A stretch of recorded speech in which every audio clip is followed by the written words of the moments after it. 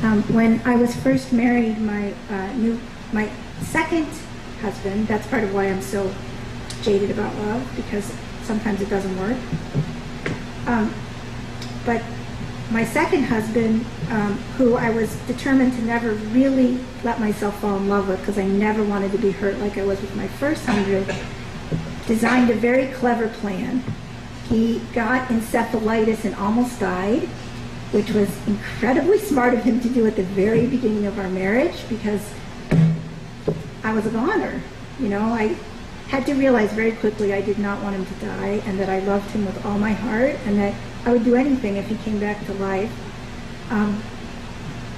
And I had read a book on a Tibetan nun who was being tortured by the Chinese at the time.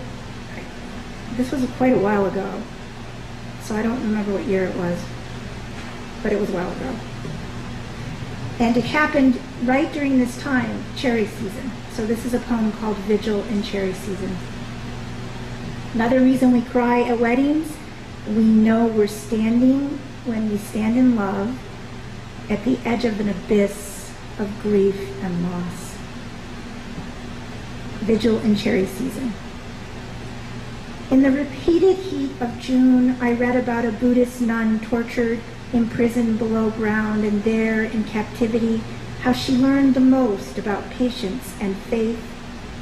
So in the next weeks, when dread kept me hard strung beside what was still alive in you, the neon pulse of machines watching over the failing choir of your organs, I thought of that nun in darkness and the light she carried as a persistent burning to be changed.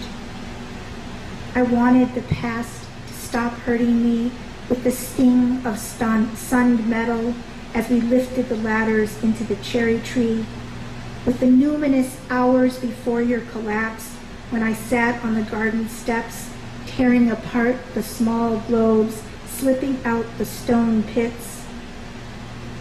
And in the hushed night of the hospital, I laid my head into your listless hand.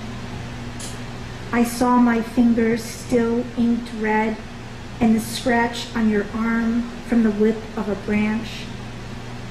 I thought then of those cherries as candles, and my hands dipped into the burning colors of the sensate world.